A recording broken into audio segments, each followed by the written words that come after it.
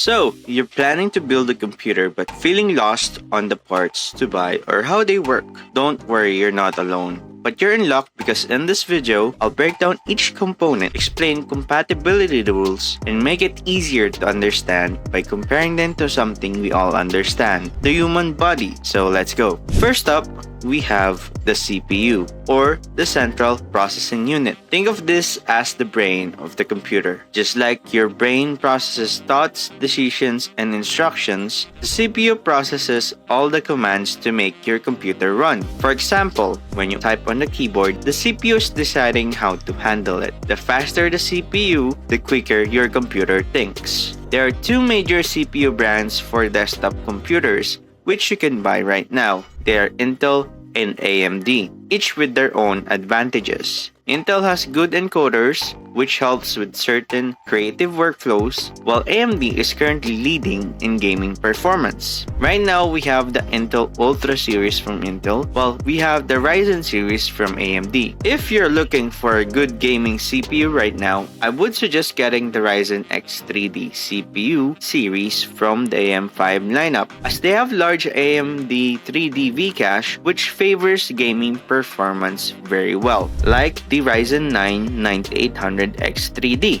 Well, if you're looking for productivity, Ryzen doesn't give up the fight either. But Intel has a certain edge when it comes to video encoders and QuickSync, which helps with video editing workloads. But be aware though, as not all Intel chip has QuickSync, because any Intel chip that has the letter F in the name most likely has no integrated chip, which does the QuickSync capability. An example of this is the i5-12400F, i5-13600KF, Core Ultra 7 265KF.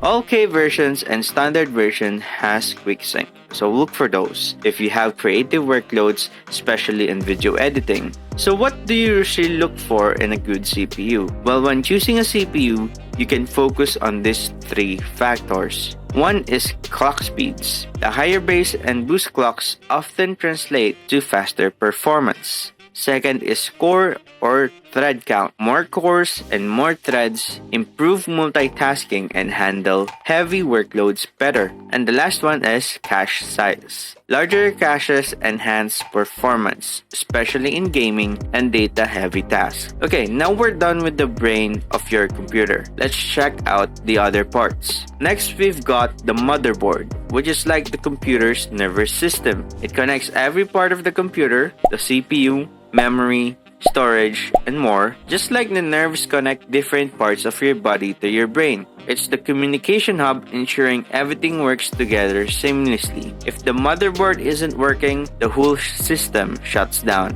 Each generation of CPU needs a compatible motherboard, so I urge you to check which one would be compatible with your CPU. Motherboards also have tiers. The higher the tier, the more premium part it has and more features it gets. Intel motherboards come in three main tiers. The Z series, which supports CPU and RAM overclocking and is ideal for gaming and performance builds. The B series, like the B760 and the B660, which doesn't have CPU overclocking but has RAM overclocking. It's great for budget gaming or general use. The H series, which is the entry-level series for Intel, like H770 or H610, it has limited features, no CPU overclocking, and may have RAM overclocking as well. It's best for i3 or lower tier i5 CPUs because higher end chips may throttle due to weaker VRMs.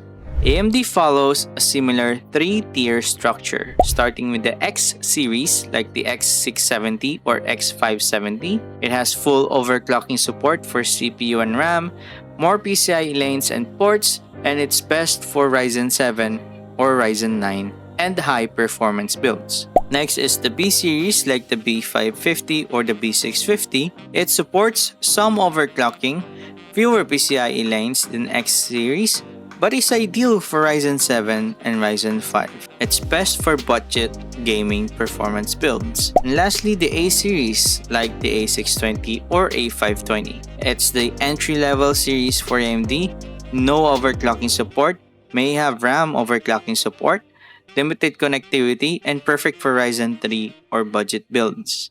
If you're using your computer for office-related work, you can go ahead and buy the lowest tier. But if you're using your computer for gaming or creative processes, I would suggest to buy the mid-tier or the highest tier you can buy. Okay, we're finally done with the motherboards. Now let's talk about RAM or random access memory. This is like your short-term memory. The more RAM you have, the more tasks your computer can manage simultaneously, like having a better memory to jiggle multiple thoughts. Additionally, faster RAM allows data to be processed more quickly, enabling your CPU to work more efficiently and delivering better overall performance. Take note that 2 sticks of RAM are always better than a single stick with the same storage size. Why?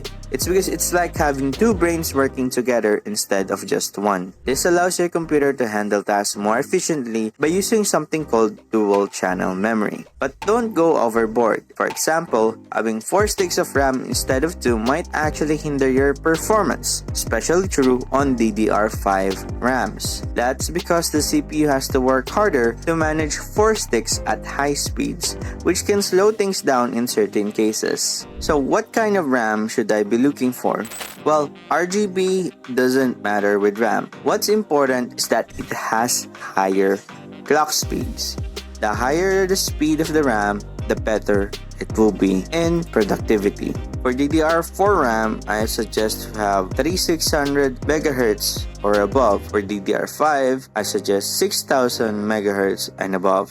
Alright, so we're done with RAM. Now on to the next part. But before we dive in further, don't forget to subscribe to our channel and hit the bell icon so you can never miss out on our amazing content. If you want to support us even further, you can check out our Patreon where we react to some awesome anime content. Now let's get back to the topic. While RAM is short-term memory, your storage like the SSD or HDD is your long-term memory. This is where all your files, photos, videos, and software live. SSDs are faster, like recalling a recent memory, while HDDs are slower, but also cheaper. While NVMe is the newest type of SSD, it's also the fastest among the rest. So what storage should you buy? Well, the HDD or hard disk drive is the cheapest among the rest, and it's best for mass storage, but it's also the slowest. It's only best for backups and large file storage, but not ideal for performance-heavy tasks. While the SSD or solid-state drive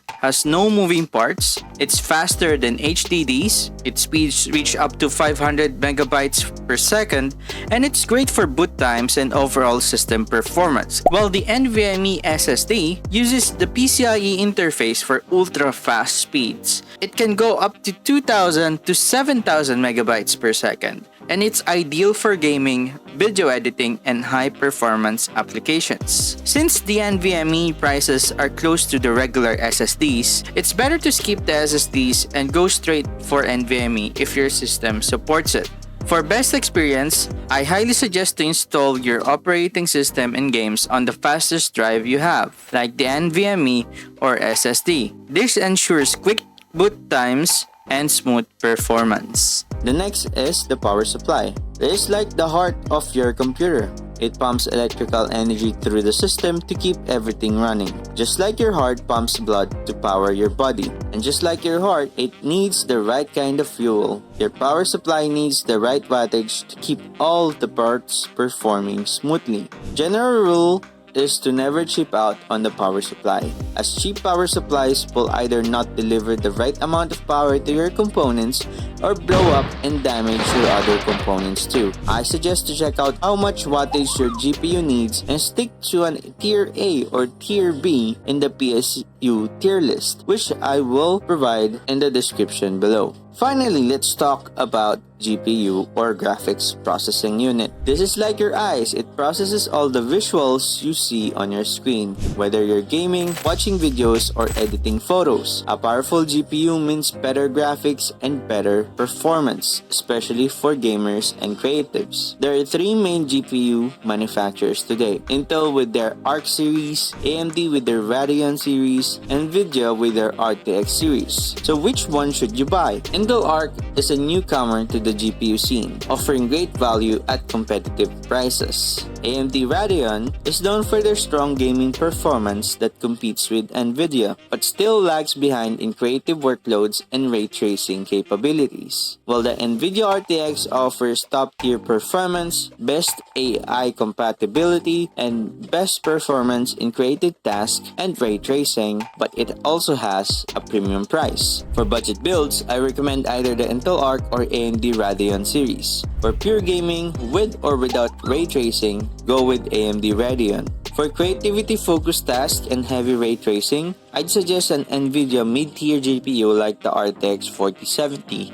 Anything above that are for enthusiasts or for creatives. Keep in mind that the graphic card has a VRAM which acts like a random access memory for your GPU. While 8GB is still pretty standard, it actually is falling short already for modern games coming out. So for optimal performance and better feature proofing, 12GB or more of VRAM is ideal. So computers can get really hot, just like your body does when you exercise. That's where the cooling system, including the fans or liquid cooling, comes in. It acts like your sweat glands, helping to regulate the temperature and preventing overheating. If your computer overheats, it can slow down or even shut itself off. There are two types of CPU coolers, air cooling and liquid cooling, so let's break it down.